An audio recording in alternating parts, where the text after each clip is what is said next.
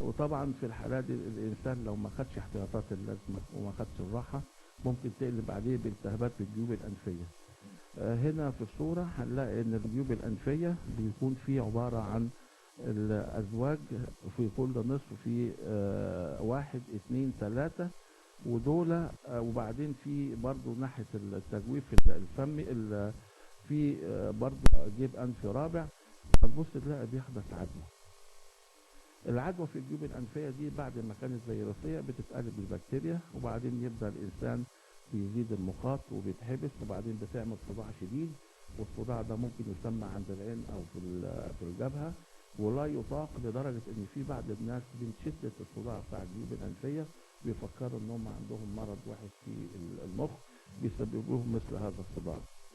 وفي الحالة دي لو كان الإنسان اللي جاله دور انفلونزا اتبع التعليمات الصحيحة، وان هو حافظ على نفسه واخذ قسط الراحه وبدا ياخد بعض من الادويه، ممكن ما يوصلش لهذه الدرجه من المرض. ومش على قد كده بس، ده ممكن الانف عن طريق الواحد بينف جامد فبيأثر على قناه استاكيوس. وممكن قناه استاكيوس هي قناه بتبقى في الانف، وبعدين دي بتصل بالاذن الوسطى من الداخل، ودي المفروض بتدي تهوية للطبلة من الداخل، طبلة الأذن من الأذن الوسطى. فلما بيحصل فيه التهاب عن طريقها فبيحصل التهابات في الأذن الوسطى، ودي عامة بتبقى منتشرة جدا بين الأطفال، لأن قناة الساكيوس سبحان الله بتبقى في الطفل صغير، بتبقى صغيرة وبتبقى مستعرضة، فسهل ينتقل الالتهاب من الحلق او من الانف جيوب انفيه للاذن الوسطى. لو طفل صغير هتلاقي ان هو عمال يبكي والام مش عارفه بيبكي من ايه، وبعدين في الاخر بتلاقي ان ودنه بدات تبق، وفي هذه الحاله بتعرف ان النزله البرديه او الانفلونزا اللي كانت عند الطفل وما خدش العلاج اللازم قلبت بالتهاب بالاذن الوسطى وعمل ثقب في الطبله وبدا ينزل في المده. وعامه بتيجي والحمد لله بتاخد علاج والانسان بيشفى مع اتباع التعليمات، عدم التعرض للطفل الصغير للانفلونزا.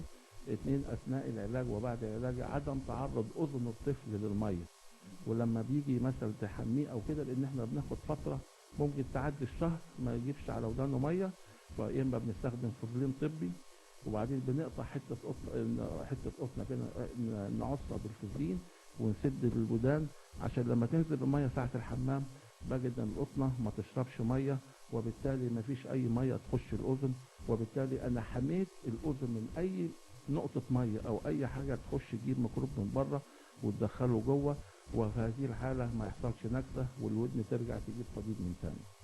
ونفس ده بينطبق مع الكبار، بس الكبار بيبقى لو التهاب شديد قوي قوي عطس كتمه، او بيبقى مثلا بينف جامد فبيحصل التهاب، بس عشان هو راجل بيبقى ناضج وبيفهم، فيجي يقول يا دكتور الآلام مبرحة بتيجي متقطعة، في وش في وداني ومستمع كويس وانا عمال اعيط ومكسوف من ولادي. وفعلا بتوقيع الكشف الطبي عليه بنجد التهابات في الاذن الوسطى، ونبدا ندي العلاج وربنا بيسهل ان شاء الله. محمد، احنا خدنا كده جزء من الانف والاذن، ويمكن نقطة مهمة جدا يمكن بتهمنا كلنا والعاملين في مجال الإعلام، وهي من كتر الحديث يمكن دي بتصيب من يقوم بالإلقاء، بيحس إن زي ما تقول صوته مجروح، ويمكن بيزيد أكتر مع كثرة القراءة أو إن هو بيتكلم كتير، أو ممكن يقول اتعرض لبرد، او ممكن خرج من مكان مكيف في مكان ساقع، فحس ان صوته مجروح. هو في الحقيقة طبعا لما بيحصل الكلام، فبالإضافة إلى الاهتزازات بتاعة الأحبال الصوتية، إنما الكلام ما بيطلعش كده منهم الاثنين من الأحبال الصوتية فقط، ده بيشارك معاه في الصندوق أو التجويف بتاع الفم، ده بيبقى عامل زي الحاجة بتدي الرنانة بيجسم، وفي نفس الوقت العضلات بتاعة البلعوم، وفي نفس الوقت حركات اللسان وكده، فبتشتغل في توافق وانسجام، فبيطلع الصوت اللي احنا عارفينه بالطريقة اللي احنا بنعرفها كلنا.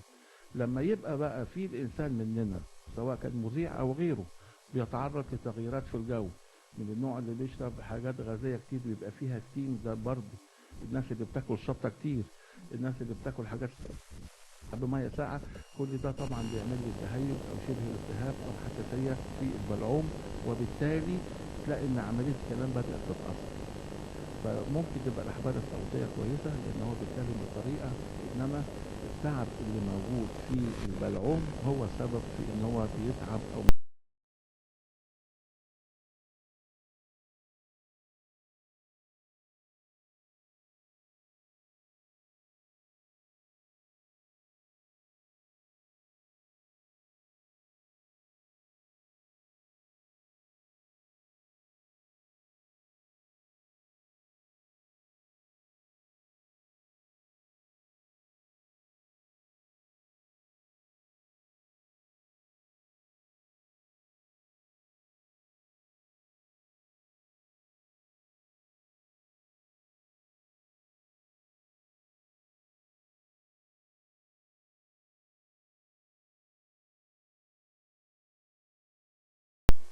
جدا في المجتمع المصري، وهي الشخير اثناء النوم. ده موضوع الساعة وعند الناس كلها، وهو على كل بين الناس برضو اللي هي بيبقى عندها التهابات في الجيوب الأنفية، وبيؤدي إلى مثل الأنف بتبقى مقفولة، وطبعا يضطر الإنسان إن هو ياخد النفس عن طريق الفم. فاحنا عندنا هنا اللغاه بتبقى موجودة هنا، اللغاه مع سقف الحلق. سقف الحلق ده بيبقى جزئين، جزء تحت العظم بيبقى ناشف، وجزء بيبقى طري سهل الاهتزاز.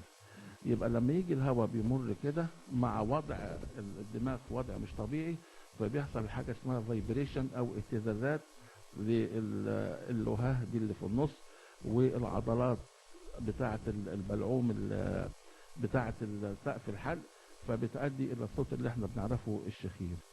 دي طبعا احنا في القبلة كنا بنستهلك او بنستخدم حاجات طبية بحيث ان احنا بنعالج الجيوب الانفية، بنعالج شوية الاحتقان او التهيج الموجود في الزور، وفي هذه الحالة كان الانسان ممكن بيشفى.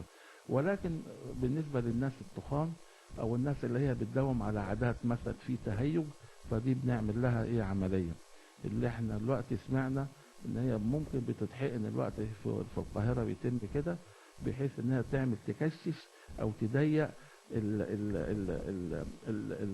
سقف الحلق الطري، بدل ما يبقى سريع الاهتزاز او متاثر بالهواء، فبيبقى طايت او ماسك نفسه، بتحد منه، وبالتالي عمليه الشخير ان شاء الله بتقل وبتنتهي خالص. يعني دكتور محمد مش زي الناس ما بتقول ده انت نايم دماغك مش معدولة او لا لا غيرت لا المخدة بتاعتك او كلام لا من لا لا لا ده بيبقى نتيجة لاهتزازات للغاه، والحتة اللي جنبيها من سقف الحلق بتبقى طرية خالص وكلها عضلات ومترهلة، فبتبقى حساسة لتيارات الهواء، فبتتحرك الفايبريشن كده اهتزازات، فبتعمل الصوت بتاع الشخير. لكن بنشوف يا دكتور محمد الواحد لما يكون تعبان جدا ممكن يقول لك انا لما ببقى تعبان قوي بنام ممكن اشخر، لكن في وضعه الطبيعي ممكن ينام عادي ومفيش اي مشاكل، ما يشخرش ومفيش اي قلق بيصدر منه. مثال الانسان لما يبقى تعبان مثال مش هيحس بنفسه اذا بيشخر ولا لا، بس هو السبب بتاع الشخير زي ما قلت لحضرتك بيبقى سقف الحلق واللهاه، ودي ممكن تلاقي انسان رفيع وبيشرب شيشه كتيره، ودي بتاثر طبعا على الزور والحلق، ممكن يبقى شخر وهو صغير يعني، وهو يعني مش لازم يبقى تخين ورقبته قصيره وسمين كده، ان هي من ضمن الحاجات اللي بتساعد لان ده اللي هو لما تبقى كبيره وسقف الحلق كده تخين، فالاهتزازات فبتعمل كده، بيحصل فيه نوع من الترهل. انما ممكن ده يصيب الانسان الصغير ان هو مدمن شيشه، بص تلاقي اللي هو بيحصل لها تهيج ويحصل لها نوع أديمة تورم كده، وتدي نفس برضه التأثير. ده غير الامراض الثانيه. ده غير الأمراض التانية طبعا كتيرة منتشرة من التدخين وآثاره وكده يعني. دكتور محمد، يمكن نقطة تانية وهي الأذن، ونقول احنا عدينا عليها كده مرة سريعة، لكن بنشوف بعض كبار السن بيبدأ يشتكي في مراحل معينة ان هو سمعه بدأ يضعف او ان هو مش سامع كويس. امتى اخد قرار ان انا لازم ازور دكتور الانف والاذن والحنجرة عشان انا مش سامع؟ هو حضرتك طبعا الأذن دي لو في موسوعة بالعربي والإنسان يقراها هيعرف مدى خلق الله سبحانه وتعالى، لأن الأذن في مجموعة كده حاجة صغيرة جدا إنما عملها هائل هائل هائل، وتدل على إعجاز ربنا سبحانه وتعالى، الإعجاز كله. طبعا عملية السمع دي حاجة بتبقى في صوت بيطلع في صورة موجات صوتية بتقع على الطبلة، وبعدين في بتنتقل هذه الأصوات من خلال الأذن في مراحلها الأولى لجزء مستقبل إن هو بينتهي بالعصب في المخ. يبقى إذا عملية السمع عبارة عن حاجة تنقل الصوت من مصدره بتقع على الطبلة، الطبلة وراها مثل عظيمات، العظيمات دي بتدي درجة أعلى، وبعدين دي بتوصله للأذن الداخلية، ده بينتهي بالعصب، العصب ده بيترجم الصوت ده على كلام. الحركة دي أو العملية دي بيبقى ليها شروط عشان تبقى جيدة. لابد طبعا أنا عندي القناة السمعية، لو عندي هنا بالرسم هلاقي فيه الأذن الخارجية، هلاقي فيه أذن خارجية عبارة عن قناة سمعية بتقع على الطبلة. الأذن الوسطى إن هي دي عبارة عن أوضة فيها هواء، المفروض بقى يبقى هنا في هواء في الأذن الخارجية والأذن الوسطى فيها هواء. طب الهواء ده بيخش لها منين وفي الطبلة قافلة؟ بيخش لها من فتحة قناة السكر. عشان كده يبقى الإنسان طبيعي. نتيجة بقى بيبقى في نزلات بردية أو نتيجة في التهابات في الجيوب الأنفية، فتحة قناة السكر بتقفل، فلما تقفل فتحة قناة الستاكيوس هبص الاقي الهواء اللي داخل للطبلة من الداخل بيقل، فده ممكن بيؤدي الى حاجات كتير. اولا يخلي الطبلة تسحب لجوه، وبعدين في هذه الحالة بيخلي لي السمع قليل، او ممكن تؤدي الى رشح في الطبلة وتخلي لي السمع قليل. لو في رشح في الطبلة وفيش طبيب تداركه او في اي حد تداركه، فبنبص نلاقي ان هو بيحصل التهاب في الاذن الوسطى، وبعدين السائل اللي هو متجمع ده بيبقى بتتحول من سائل الى حاجة فيها لزجة، بحيث في الاخر نضطر ان احنا نعمل عملية انابيب. كمان طبعا الحاجات اللي بتأثر تاني غير الانفلونزا والالتهابات في الحلق والكلام دي عشان يؤدي الى التهابات في الاذن الوسطى تأثر. الناس اللي هي الصغيرة وبدأت تتعرض للنويزي، الحاجات اللي هي موسيقى الصخب ده طبعا ده بيأثر لي على العصب، وفي هذه الحالة لما بيحصل أثر على العصب طبعا ما نقدرش احنا نرجع الجزء اللي هو حصل له مثل التهابات، ما نقدرش نرجعه، فده طبعا بيعمل نوع من الطنين في الأذن، وفي نفس الوقت نلاقي ان السمع ايه، السمع قل. في ناس بقى مع الوقت، في طبعا الانسان في حياته بيتعرض لحوادث لكده لحاجات كده، ابص الاقي ايه بيحصل مثل ان العظيمات الثلاثة اللي بتوصل موجات الصوت من الطبلة للأذن الداخلية بيحصل فيه نوع من الخلل في الطريقة التنظيمية بتاعتها، فده برضو بيحتاج لعمليات، او يحصل فيها تيبس نتيجة لأمراض معينة، او في مثل التهاب في الأذن الوسطى وعمل ثقب في الطبلة، فده بيأثر. فعدم السمع او السمع قل فبيبقى ليه اسباب كتيرة، طبعا الطبيب المعالج بيعرف. نيجي بالنسبة لو ما فيش اي حاجة من دول لكبار السن، طبعا الانسان مع الوقت والسن فبنلاحظ ان هو بيبدأ بجهاز السمع بتاعه بيتأثر نتيجة مثلا لتعرضه لفترات طويلة لنويزي او ضوضاء كده، فبيبقى العصب هو ما بيحسش ايه اصلا، او ممكن نحس نلاقي يعني مع كبر السن ابص الاقي ان اصبحت المستقبلات بتبقى حساسة لنغمات معينة بدرجة معينة. بمعنى الراجل الكبير في السن ممكن ايه لما تزعق له ما يسمعش، انما لما تكلم له كده بذبذبات مثلا القوة بتاعتها متوسطة ممكن يسمعك. بدليل ان هو ممكن يبقى في صخب والناس عمالة في حفلة كده وحد يضرب جرس محدش يسمعه ولا هي، انما لو حد خبط كده هي تسمع الخبطة رغم ان مفيش حد سمعها. ليه؟ لان الذبذبة اللي بتتوافق معاه، ودي بنعمله ان هو سينايل ديفنس. وفي هذه الحالة ممكن ان هو اذا كان سماعة او كان ممكن يعيش كده هو ورغبته طبعا.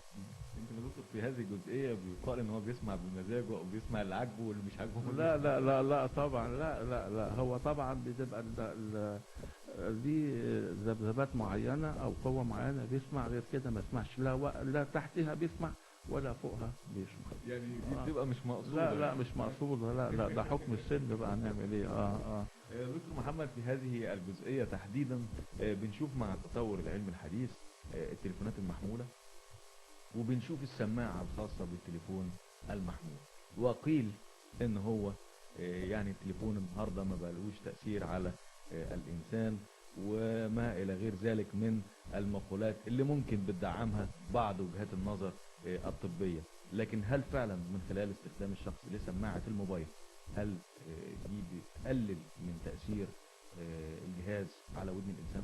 والله هو لغايه دلوقتي ما ثبتش حاجه علميه بحته، او احنا شفنا او عملنا تجارب على حد واثبت كده. ولكن الجهاز المحمول ما هو بيطلع موجات لاسلكيه.